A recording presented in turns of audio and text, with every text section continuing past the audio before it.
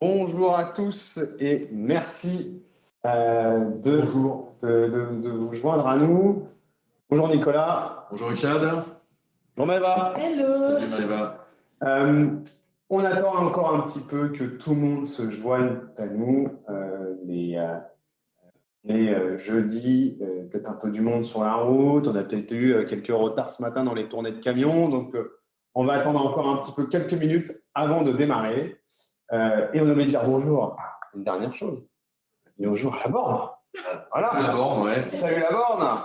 N'est-ce pas? J'espère que vous nous entendez bien.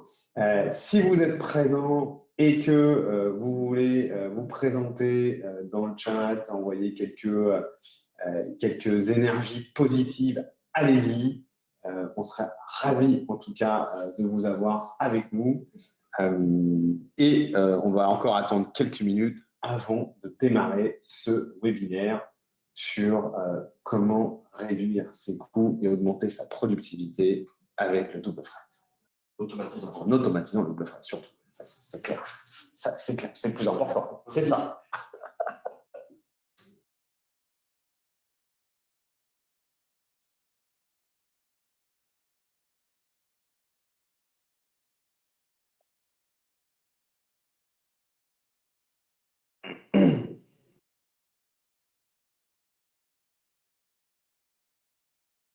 Super, merci Constance. N'hésitez pas en tout cas on attend encore quelques personnes et de toute façon, on va y aller. On se donne encore 2 minutes, Richard. On se donne encore 1 ou 2 minutes, ouais, exactement, ouais. Histoire que chacun puisse se connecter. Si vous avez des petits soucis dans les connexions, quoi que ce soit, il ne faut pas hésiter. En attendant, on a mis un petit sondage sur dans quel type d'exploitation vous travaillez. Comme ça, au moins, ça nous permet aussi de voir qui est là. Donc, n'hésitez pas à répondre au sondage. Est-ce qu'on a envoyé le sondage ou pas? Là, on voit les résultats, mais est-ce qu'on a envoyé le sondage?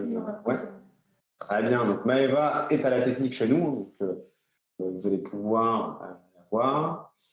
Super. Donc, les résultats. On va voir si vous apparaissent ou pas. Hop.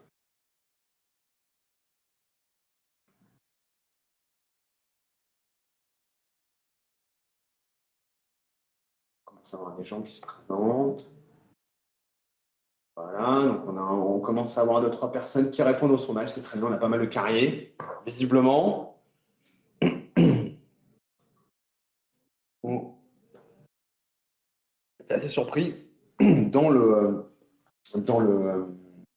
l'invitation et dans les gens qui ont dit qu'ils allaient venir. On avait beaucoup de centrales à béton. C'est pour ça qu'on a mis des centrales à béton.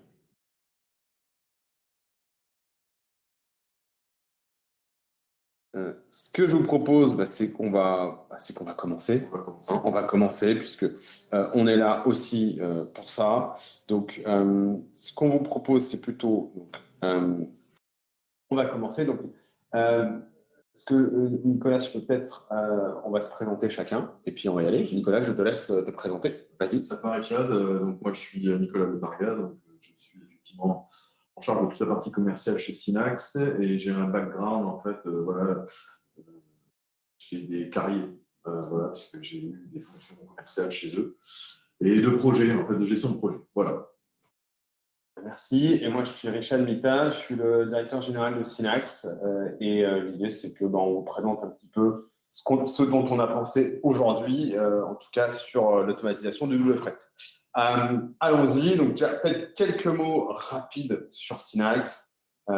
Synax, donc nous, on est une entreprise de services numériques, un éditeur de logiciels dans le milieu des matériaux de construction, donc principalement carrières, plateformes de recyclage, centrales à béton et centrales enrobées.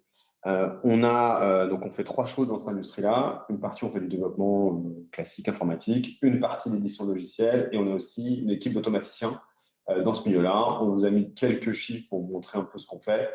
Mais l'important aujourd'hui, c'est de vous parler du double fret. Donc, on va passer directement à nos sources pour la partie double fret. Donc, Sur la partie, nos sources un peu d'inspiration, sur cette partie-là, déjà, il y a nos clients, des gens comme Edelberg, des gens comme FH et Colas, qui nous ont demandé à plusieurs reprises de regarder ce sujet-là. On s'est appuyé sur des données de l'UNICEM qui ont été publiées à celui-là, des études. Et dernier point, on fait un podcast qui s'appelle Les Bâtisseurs, où on a interviewé plusieurs personnes qui nous ont parlé de double fret, donc notamment Emmanuel Cazeneuve de ESUS, Arnaud Roger du groupe Endless, donc le nouveau nom de Big Bag & Go, pour ceux qui connaissent pas, plutôt en région parisienne. Et puis, on a eu aussi l'opportunité de parler pas mal de tout ce qui est recyclage et transport de matériaux avec le président de Valobat, qui est Hervé Demestre. Maëva vous met dans le chat le lien vers tous les épisodes et le lien vers au moins nos épisodes des bâtisseurs. Comme ça, vous pourrez les regarder, ou au moins, c'est plutôt du son, donc les écouter sur certains de vos trajets. Voilà un petit peu pour nos sources d'inspiration. Maintenant, je vous propose qu'on rentre dans le vif du débat, qui est déjà contexte. Pourquoi est-ce qu'aujourd'hui le double fret arrive. Pourquoi est-ce qu'on en parle de plus en plus? Et qu'est-ce qui fait que c'est un sujet qui occupe les esprits? Nicolas, partage-nous un peu ça.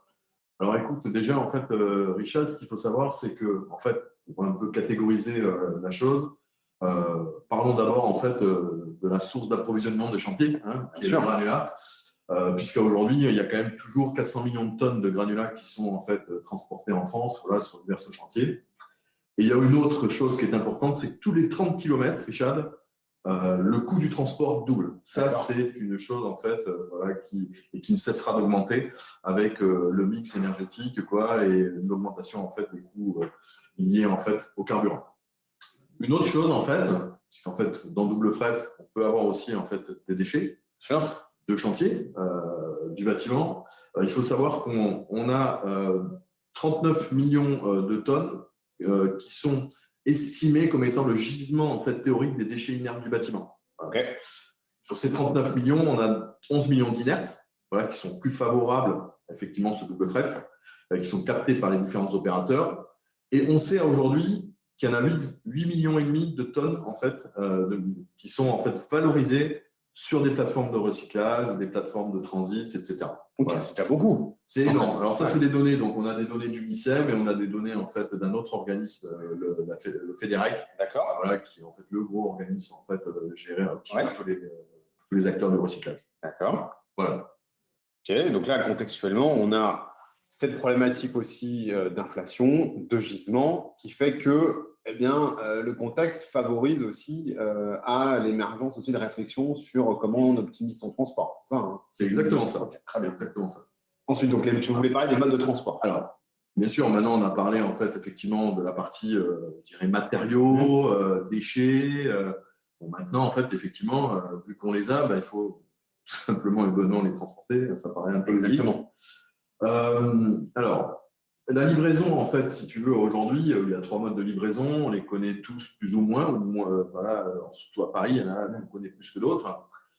Sur la partie, effectivement, transport routier, donc on va vers un mix énergétique et surtout des mesures qui vont favoriser justement, en fait, ce mix énergétique. On essaye de faire, en fait, si tu veux, maximiser le chargement. On essaye aussi de faire en fait de l'éco-conduite vis-à-vis en fait des chauffeurs. On a aussi de l'apparition de nouveaux moteurs en fait qui arrivent, donc l'électrique, des nouvelles normes aussi qui permettent en fait des émissions nettement moindres. Voilà, donc ça, on va vers du transport moins polluant. Voilà, c'est ce que les gens affichent. Ensuite, on a le transport fluvial. Lui, en fait, il est plus en fait. Alors déjà, il est restreint puisqu'en fait, il faut avoir en fait effectivement des canaux qui s'y prêtent ou des fleuves qui s'y prêtent comme la Seine. On va plus dans la massification en fait, des flux et effectivement avec un développement en fait, et l'accompagnement du développement des grandes métropoles, comme ça a été le cas en fait, pour le Grand Paris. Voilà. Et ensuite, on a le transport ferroviaire.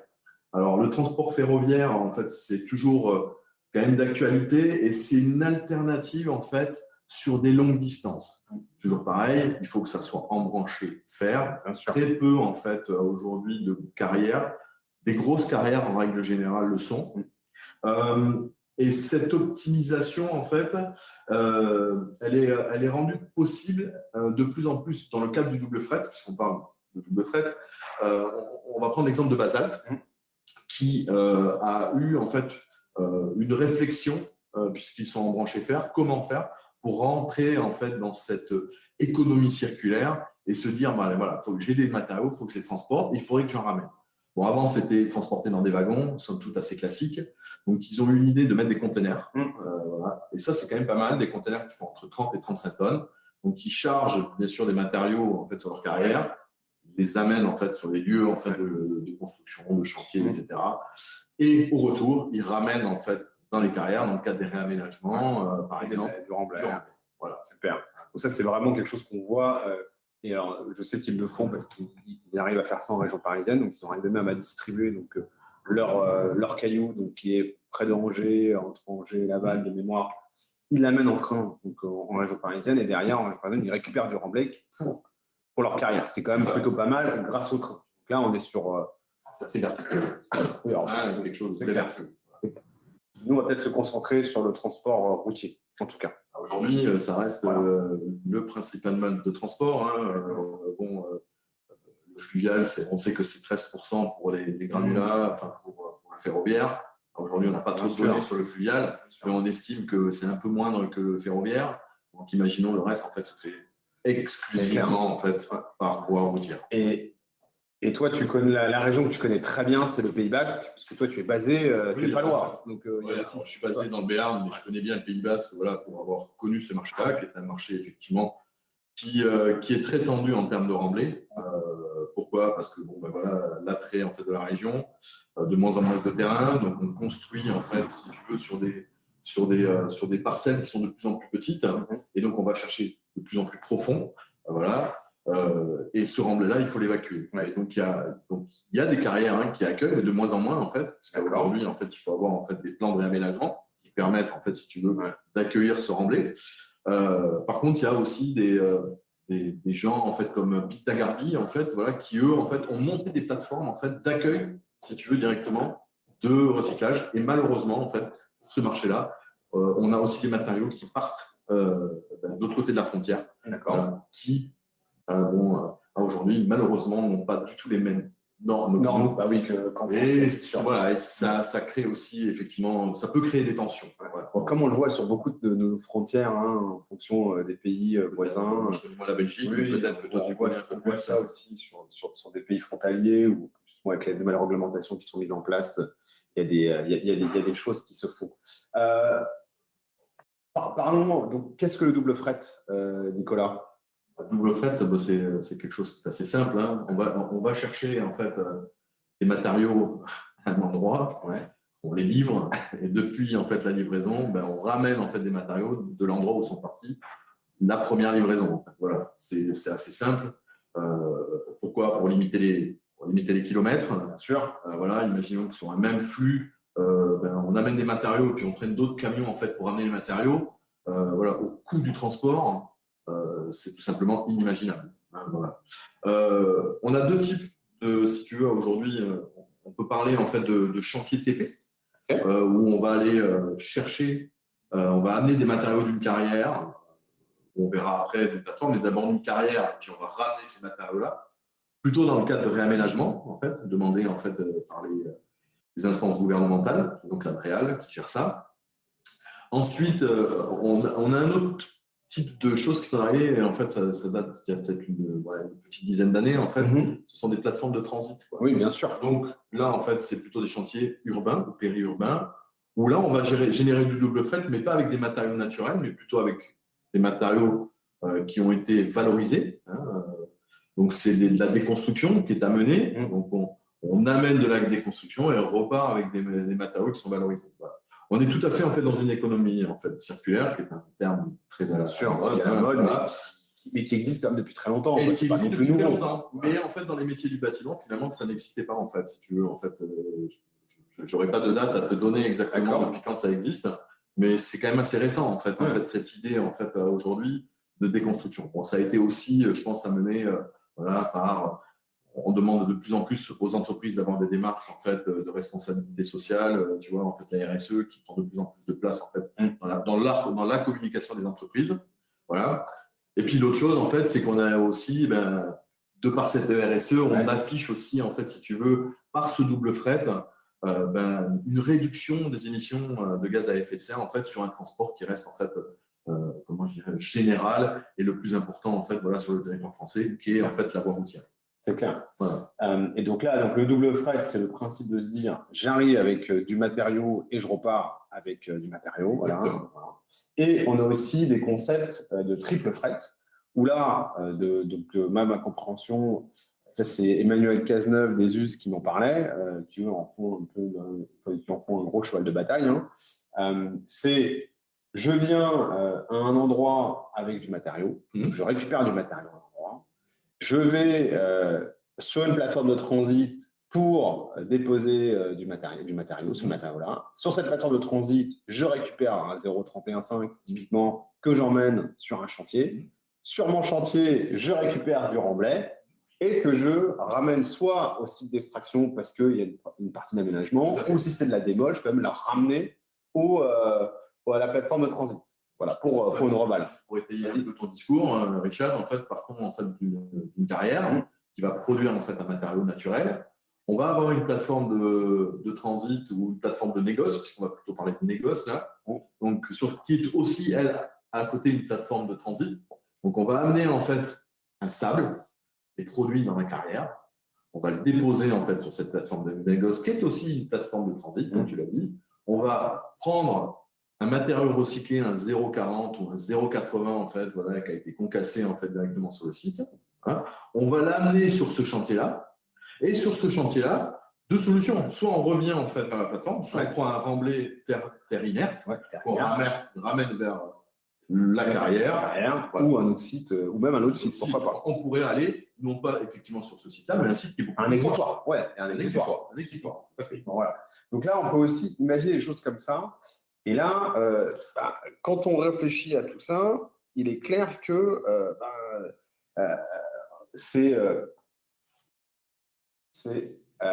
il faut réfléchir en modalité de mise en œuvre. Et là, on voit tout de suite que la partie planification est très importante. Oui. Alors, la planification, en fait, voilà, quand on parle de planification, aujourd'hui,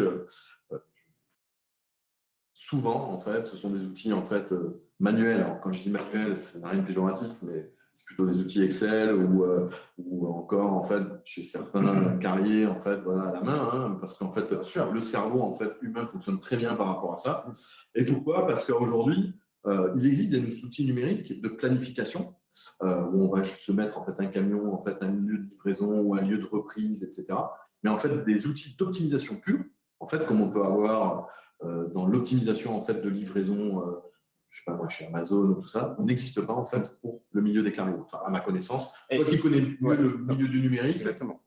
N'hésitez pas, nous en tout cas, on n'a pas vu de spécialistes en tout cas là-dessus. On sait que certains acteurs ont leurs outils internes. Typiquement, on parlait en début là, de ESUS ou du groupe Endless. Ils ont leurs outils internes pour s'occuper de ça, ça c'est clair. Si des gens connaissent des acteurs, n'hésitez pas à le mettre dans le chat. Vraiment, alors là, allez-y, parce que c'est typiquement des gens qui seraient intéressants de partager à l'audience qui nous écoute. Et vas-y. La smart logistique, donc pour en arriver là, en fait, pour arriver vers cette optimisation-là, c'est quand même relativement complexe, parce qu'en fait, il y a beaucoup d'algorithmes, si tu veux, à intégrer. Voilà, un algorithme qui demande en fait de livraison A, B, C, D, E, F, G, en fait, c'est assez simple. Par contre, un algorithme qui va te demander de faire du A, B, C, et puis revenir au B et tout ça, aujourd'hui, c'est compliqué. Mais la smart logistique, aujourd'hui, elle a toute sa place, justement, en fait, dans ce milieu du transport routier, en fait, pour les granulats. Enfin, voilà, pour la filière du bâtiment. Ouais, exactement. Ouais. Et nous, là, le principe ici, c'est que dans les outils numériques dont on parle, nous, ce qu'on vous propose, en tout cas à notre audience, c'est de se dire comment on peut automatiser cette partie de fret sur des sites donc, de transit ou des sites d'extraction avec des bornes. Et c'est tel qu'on va vous montrer juste après. En fait, l'idée, c'est de se dire, quand j'ai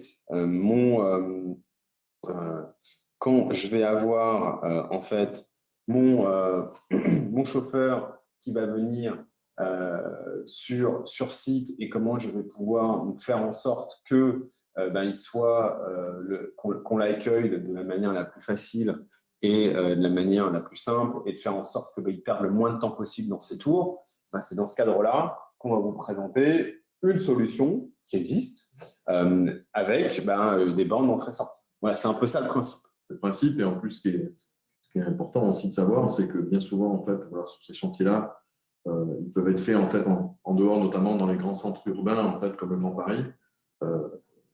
Sur du rail double fret, en fait, on a sur les cartes, en fait, quand il y a eu en fait l'appel à la manifestation d'intérêt et que les gens ont répondu, les carrières ne sont pas dans la proximité proche de Paris. Quoi, hein, en fait, hein, là, je parle vraiment des carrières pour l'aménagement.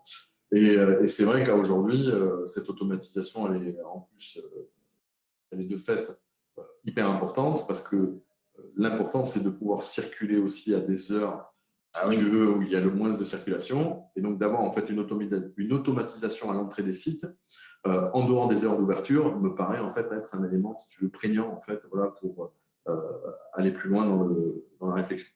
C'est clair. Et donc là, on va vous montrer une petite démo. Voilà, donc si on peut passer peut-être à l'écran, juste l'écran d'après. Donc là, on va s'imaginer, donc là, on a notre borne à côté. Nicolas, tu vas simuler un chauffeur et pas un camion, hein, qui arrive. Qui arrive, donc là, on va se mettre dans les bons environnements. Donc, un chauffeur qui arrive sur une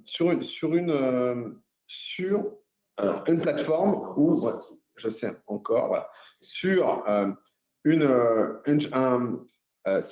borne. Donc, juste avant, je vais juste vous partager. Donc là, la borne ressemble à ça. Et puis, on a des solutions de smartphone pour les gens dans les chargeuses. Puis après, on a tout ce qui est pour les agents de bascule. Ce que je vous propose, c'est que maintenant, je vais vous partager l'écran sur lequel que Nicolas va taper. Donc, juste donnez-moi une seconde. Donc, je vais vous partager cet écran-là. Ça arrive. Et là, on est. Donc, on a. Voilà. Donc là, c'est l'écran sur lequel Nicolas va taper. Donc là, ta plaque d'immatriculation, Nicolas, c'est la AB. Il est en bas. Ici, AB. 1, 2, 3. AB. Voilà. Donc là, ta plaque est validée. On te demande si tu viens pour charger ou décharger. Normalement, il y a des caméras. Normalement, il y a des caméras qui reconnaissent tout. Voilà. Donc, il vient décharger, puisque comme on parle de double fret, automatiquement, il y a un déchargement qui est fait. Alors, là, affiche le voyage précédent, on va le garder en fait. Oui. Là l'idée, c'est comme il est déjà 11h, qu'il a déjà fait pas mal de tours, notre ami, on a déjà ces informations-là, d'où il vient et pour quel client en fait il travaille. Là, il peut directement scanner son bon de commande, voilà. Par exemple. Si vous avez un lecteur en fait, de QR code. Donc là, on va juste le simuler. À ce moment-là, de même, on lui propose son origine du chantier, on lui propose le même chantier, mais on pourrait le changer si on a envie. On va le garder. Là, on demande son PTAC et sur sa carte grise. 44. Hein. Oui. Alors là, ce qui est intéressant, c'est qu'il nous demande de confirmer notre dernière tare connue, afin justement de pouvoir faire les bons calculs pour que ce soit le déchargement et le chargement plus tard. Donc lui, il avait une tare de 12,54. Je ne sais pas si vous la voyez à l'écran, mais bon, Oui, on va la confirmer. On va dire que c'est OK. Et donc, son poids est de 44. Donc ça, c'est le poids qui arrive en bascule. Donc là, on lui dit, votre véhicule est en surpoids. OK. On va garder, en fait, on pourrait changer le type de déblai, en fait. Donc, on va garder terre et cailloux. Voilà, donc là, on a fini. Donc là, on a fini, on a le résumé du déchargement que le chauffeur vient de faire. Donc là, on va confirmer, et à ce moment-là, on va lui demander s'il veut faire un double fret. Voilà. Là, on se demande s'il veut effectuer un chargement double fret après son déchargement. Et là, on va lui dire oui. Donc, on avance à ce moment-là. Donc là, même principe, on va lui redemander son client, est-ce qu'il veut conserver son précédent client ou pas, ou il veut conserver un des clients qu'on lui propose, ou il peut changer, mais là, on va le changer. Tu mets changer, donc comme ça, hop. Voilà, donc il va prendre celui-là, donc oui. Pareil, même principe, s'il a un bon de commande, qu'il doit afficher, il peut l'afficher. Là, il confirme.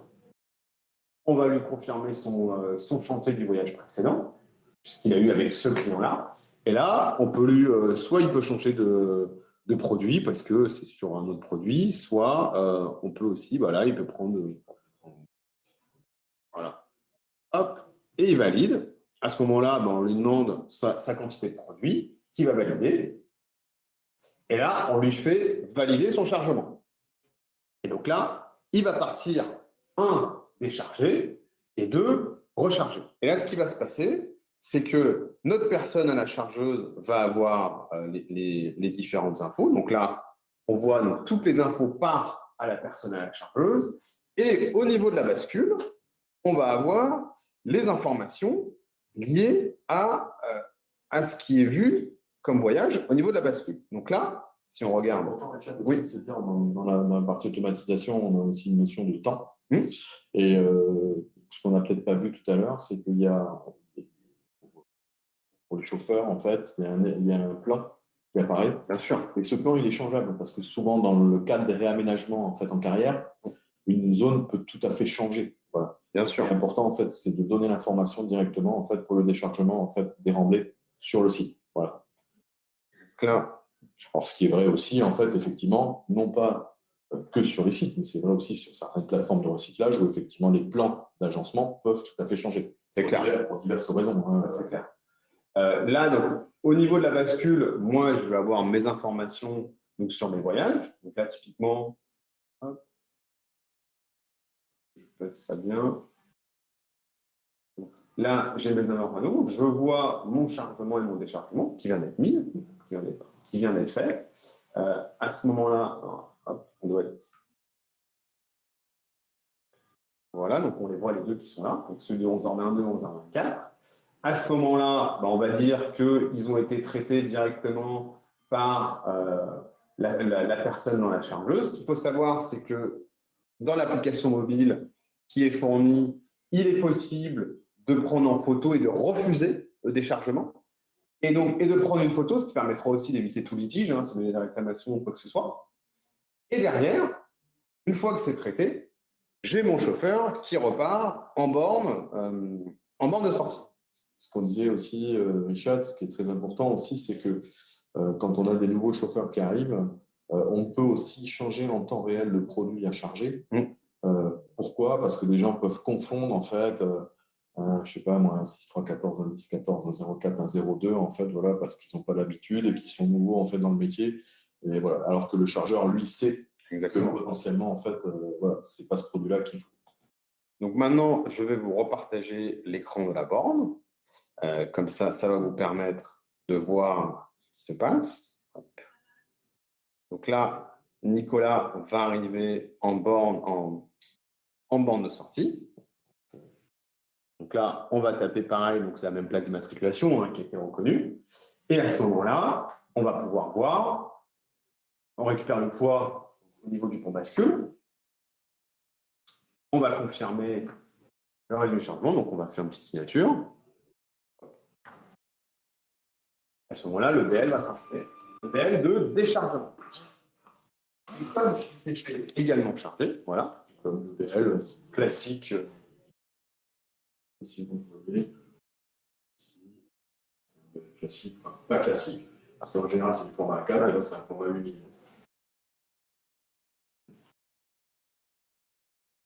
mm.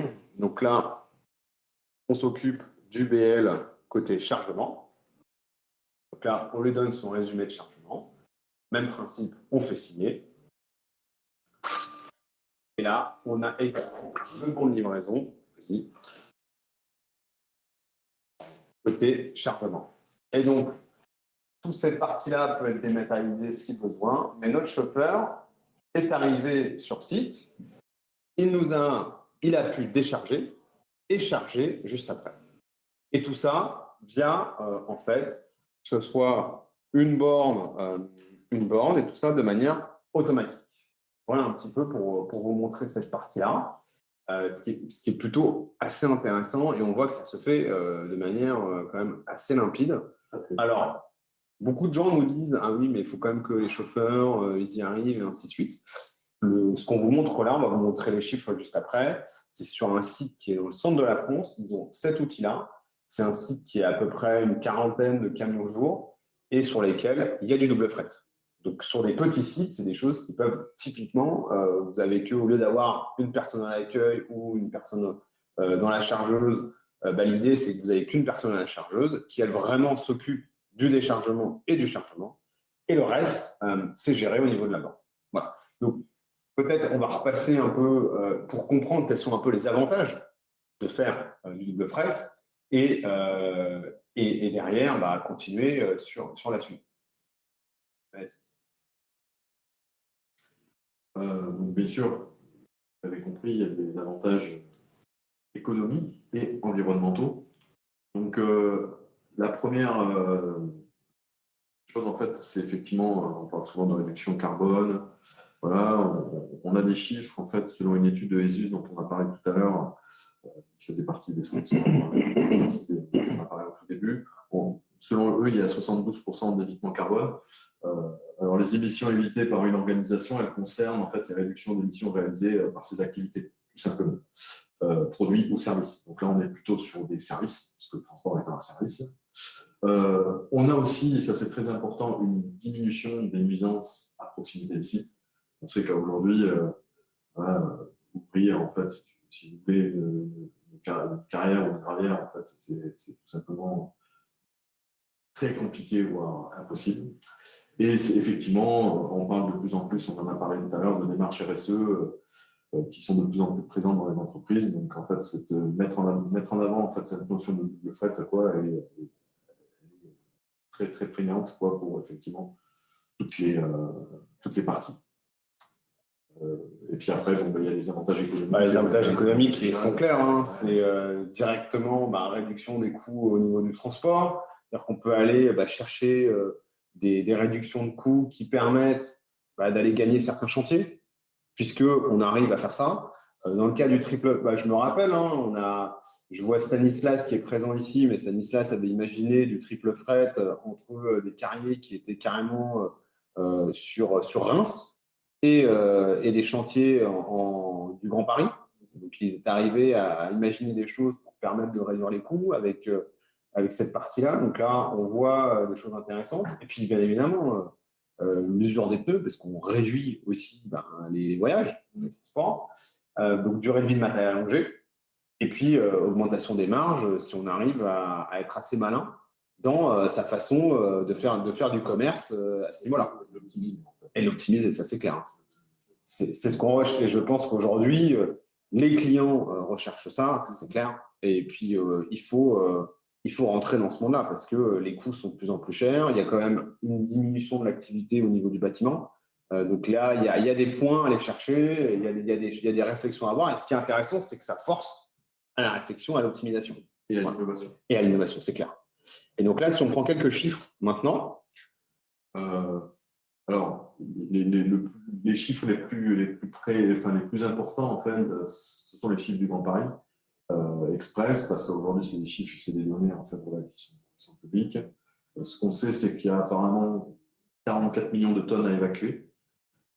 Sur ces 44 millions, il y a quand même 40% d'inertes, 58% de non inertes et 2% de terres polluées. Donc, clairement, il y a très peu de terres polluées, en fait. Hein, de toute façon, voilà. Et il y a 400 sites qui ont été recensés comme exutoires. Bon, des usines, des divers. Moi, ce que je retiendrai, en fait, c'est 192 sites de traitement, de tri et de valorisation. Et quand on regarde la cartographie, on pourra mettre en lien, peut-être, je te donnerai le lien, en fait, vers ce document-là, qui est quand même super intéressant. On voit que c'est quasiment dans la périphérie proche de Paris. Et si on regarde les 105 sites carrières à réaménager, ils ne sont pas déjà en fait, à la périphérie en fait, de Paris, ils sont sur des départements limitrophes, voire encore plus loin, voire même en, fait, en Belgique. Parce qu'en fait, voilà, il y avait des sites. Ok. Voilà. Donc, alors, il y a un autre gros chantier en fait, qui est. Parle-nous de ce gros chantier. Il y a donc le chantier du métro de la ligne C toulousaine en fait. où là, en fait, il y a 3 millions de tonnes de déblais, en fait, voilà, alors 2,8 millions, je crois, d'inertes et 0,2 en fait pour le restant, peu importe. Alors là, il y a un appel à manifestation d'intérêt qui a été lancé en fait par en fait la maîtrise d'œuvre. Et la maîtrise d'œuvre aujourd'hui, bon, il n'y a pas de données encore, mais on est sur un schéma qui sera probablement un peu différent parce qu'il y a quand même pas mal de carrières dans un périmètre proche, mais aussi il y aura aussi probablement effectivement des sites de traitement, de tri et de valorisation pour les ramener sur le chantier en cadre de double fret. Un autre chantier aujourd'hui qui est dans ce principe-là, c'est le Lyon-Turin. Le Lyon-Turin, alors là, il a déjà commencé, ils sont déjà en train de creuser, mais là, pareil, on est en plus dans un environnement assez particulier, puisqu'on est dans un environnement de montagne. Là, on est sur des sites. On va aller chercher du granulat naturel, quasiment. Ouais, carrément. Puis après, on est sur des sites qui ne peuvent pas non plus accueillir beaucoup de choses. Donc là, on est sur une multiplication de sites, multiplication aussi de plateformes de transit, puisque l'idée, c'est pas non plus, c'est de réfléchir à tout ça. Donc là, pareil, il y a des choses qui sont assez intéressantes à regarder. Et juste une donnée qui est intéressante pour ceux qui nous écoutent là, sur la partie borne, on a voulu quand même mettre ça. C'est que sur une petite carrière, justement, où ils utilisent des bornes, où ils font du double fret, on est entre guillemets, sur une quarantaine de canaux au jour. On arrive à faire on arrive au moins à faire du double fret. Et les chauffeurs le font. Et ça leur permet vraiment d'économiser du temps et de permettre, surtout sur des chantiers qui sont un peu à rallonge, d'avoir des outils qui leur permettent d'aller un peu plus vite et justement de libérer du temps aux personnes administratives, aux personnes à HE. Voilà un petit peu, nous, ce qu'on voulait vous dire aujourd'hui. On a réussi à rester dans les temps. S'il y a des questions dans le chat, allez-y. Maëva va nous dire s'il y a beaucoup de questions ou pas. J'ai l'impression que pour l'instant, il y a beaucoup de réactions. En tout cas, il y a eu quelques échanges, en tout cas, entre les personnes du chat. Donc, si vous avez des questions, n'hésitez pas. Nicolas, je veux peut-être ajouter quelque chose sur le double fret. Toi qui as été, qui a travaillé pour des carriers ou qui a travaillé aussi pour des bétonniers, partage-nous peut-être un peu une ou deux anecdotes sur, des choses que tu as pu... Tu as pu voir des choses là-bas. Vas-y, peut-être raconte-nous une anecdote si tu as quelque chose qui te vient en esprit comme ça. Non, tu te prends en plus comme ça, redépourvu et tout. Non, mais si tu veux nous partager quelque chose là-dessus sur du double fret. Ouais, non, j'ai pas de réelles anecdotes. Les bétonniers, en fait, ça ne me paraît pas non plus incohérent, en fait, puisqu'aujourd'hui, en fait, ils ont des retours béton. Tous n'ont pas la chance, si tu veux, en fait, d'être à la fois, en fait, carriers, parce que les carriers ont souvent en fait cette présence d'esprit en fait d'avoir en fait des plateformes de recyclage. Mais il y a aujourd'hui des bétonniers qui cherchent des solutions d'évacuation de leur béton. Voilà, donc en fait ils amènent plus ni moins des bennes vides, si tu veux. Voilà. Les bennes vides sont remplies par les retours béton. D'accord. Voilà. Ah oui. Ok. Et il y en a même qui pensaient, si tu veux, en fait ramener ça sur des sites où ils achètent du granulat et revenir en fait avec du granulat, les déposer et remettre les bennes. Voilà, par exemple. Bon, après, c'est des réflexions qui ont été menées. Je ne sais pas si c'est quelque chose qui est. Je ne pense pas que ce soit quelque chose qui soit vraiment en fait aujourd'hui courant. Voilà. Et une anecdote sur les chantiers, j'en ai pas. En fait, voilà, j'ai pas de réelles anecdotes. Aujourd'hui, si tu veux, la complexité, c'est que aujourd'hui, tous les sites, tous les carrières ne sont pas en fait, si tu veux. N'ont pas la possibilité d'accueillir des remblais. Ils ne peuvent pas tous faire. Exactement. C'est pas une majorité d'ailleurs. Hein. Aujourd'hui, les chantiers restent en fait, si tu veux. Voilà. Il y a aussi des TP qui font aussi leur propre double fret, qui ont acheté du terrain pour, si tu veux, réaménager et tout ça. Ouais. C'est une des questions au sujet de notre compréhension, notre vision des granulats recyclés. C'est une des questions qui est arrivée là qui a été posée et qui m'est arrivée là, c'est comment nous on comprend, c'est quoi notre compréhension des granulats recyclés? Est-ce qu'on voit cette partie-là parce que le double fret va engendrer aussi, il n'y a pas plus de démol, comment on voit ça? Est-ce que toi tu as un avis là-dessus sur la partie granulats recyclés, toi? Sur les granulats recyclés, si tu veux, aujourd'hui, c'est quand même quelque chose, comme je te disais tout à l'heure, qui est relativement récent dans le temps, à l'échelle du temps par rapport aux granulats naturels. Moi, ce que j'en ai comme compréhension, puisque en fait, c'est la question, c'est qu'aujourd'hui, pour pour ce qui concerne en fait les granulats recyclés, il faut qu'il y ait de la déconstruction. D'accord. Exactement. Ça la première des choses. La déconstruction, ça a été très très en fait à la mode en fait durant ces dernières années, ça allait beaucoup moins. Donc on va peut-être aller un peu vers une diminution en fait de ces granulats recyclés. Et les granulats recyclés, par contre, leur gros avantage depuis 2-3 ans, en fait, c'est qu'ils commencent à être normés. C'est très important aussi, si tu veux, en fait, dans l'acceptation en fait, que pouvaient en avoir les gens qui allaient l'utiliser. Contrairement à des granulats naturels qui, eux, en fait, voilà, eux sont normés, il n'y a pas de souci. Très, très longtemps. Donc il y a cette notion-là, en fait, de normer. Après, je pense que c'est un intérêt aussi à la déconstruction. Ce que je disais, en fait, c'est que on parle aussi beaucoup maintenant.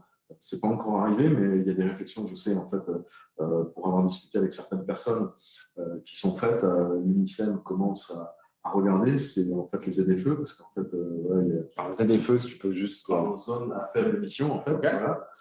Et aujourd'hui, donc les ZFE, en fait, pour connaître un peu l'autre partie en fait, du transport, c'est très facile à mettre en œuvre, en fait, voilà, pour des livreurs, je dirais, comme je parlais d'Amazon tout à l'heure ou autre. Par contre, pour le granulat, c'est très compliqué. Parce qu'aujourd'hui, on pourrait faire des ZFE avec du 3,5 tonnes, par exemple. Mais imaginez, en fait, d'un côté, on demande en fait, de réduire les émissions de gaz à effet de serre. Voilà. Mais si on prend un 3,5 tonnes, on va multiplier les transports. Et en fait, c'est pas le bon. C'est pas l'objectif, quoi. Mais par contre, on voit peut-être qu'on verra apparaître aussi des hubs, peut-être des hubs à l'entrée des villes, peut-être, tu vois, avec. D'accord. Non, mais c'est peut-être de toute façon, c'est une forme de smart logistique, comme vous parlez tout à l'heure. Exactement. Et je vois une petite question qui m'est arrivée là en direct. C'est est-ce que les chauffeurs savent utiliser les bornes? En fait, alors, nous, ce qu'on a vu, en tout cas, notre retour là-dessus, c'est qu'en région, il n'y a même pas de discussion. Ça se fait vraiment naturellement parce qu'il y a beaucoup de réguliers, en fait. Il y a beaucoup de réguliers. Dans ces cas-là, on voit que l'utilisation est assez facile. Bon, ça prend toujours un peu de temps, hein. Il faut toujours 1 ou 2 semaines pour que ça soit mis en place. Mais une fois que c'est mis en place, on veut dire, avec le flux de réguliers, il n'y a pas trop de soucis. En région parisienne ou en région peut-être un peu plus, ou même dans des régions un peu plus des frontières dans le nord, là, on a quand même différents types de chauffeurs qui ne parlent pas forcément le français, donc on est obligé de changer de langue, donc on est obligé de mettre différentes langues sur les solutions. Et donc là, pareil, il y a une acclimatation qui prend un peu plus de temps à ce niveau-là. Voilà un peu pour vous dire, nous, ce qu'on voit là-dessus, en tout cas, et sur les différentes questions qu'on voit. Voilà, je pense que s'il n'y a plus d'autres questions, en tout cas, je pense qu'on a fait le tour. Nicolas, tu avais un petit mot de la fin pour nous partager quelque chose ou un petit. Comment tu as trouvé ça? C'est la première fois que tu fais un webinaire comme ça avec Snack. Un webinaire, effectivement. J'ai trouvé ça assez sympa, finalement. L'interaction est plutôt chouette. Non, moi, ce que je voulais dire, effectivement, c'est que je reviens en fait sur cette notion en fait d'automatisation, en fait, parce que c'était un peu le maître mot, je dirais, de ces 40 minutes qu'on vient de passer ensemble. Moi, je trouve que c'est un intérêt, si tu veux, en fait, notamment dans le double fret, et comme je te le disais, je le redis, dans le cadre de chantiers importants, où quand on veut, en fait, si tu veux, on a parlé de nuisances, on a parlé, tu vois, donc je pense que, si tu veux, le fait est aujourd'hui que les carriers ont une très mauvaise image. Moi, je les défends parce que j'ai travaillé dans ce milieu-là, qui est un milieu vraiment chouette. Et moi, cette borne, en fait, si tu veux, je la connaissais pas avant de venir te rejoindre. Et je trouve qu'elle a un réel intérêt, si tu veux, quand on veut augmenter les amplitudes horaires, et qu'on peut vraiment en fait gérer et donner un service. Voilà. Ça sera le mot de la fin. Écoutez, merci Nicolas. Merci Richard. Merci Maëva. Merci Maëva, la technique. On ne dit pas. Alors moi, j'ai beaucoup caché pendant tout le webinaire. Donc désolé Maëva, mais elle n'était pas derrière moi. Et écoutez, on vous remercie tous de nous avoir écoutés jusqu'à présent. On remercie aussi ceux qui nous réécoutent au niveau du replay, parce qu'il y en a beaucoup qui vont venir voir après. Notre précédent webinaire sur l'REP a été vu, je crois, plus d'une centaine de fois après, donc c'était quand même beaucoup pour notre milieu, il faut dire ce qui est. Donc voilà, on vous remercie en tout cas à tous, et puis on vous souhaite de passer une très bonne journée, et à très vite pour des prochains événements Synax. Merci beaucoup. Allez, au revoir. Au revoir.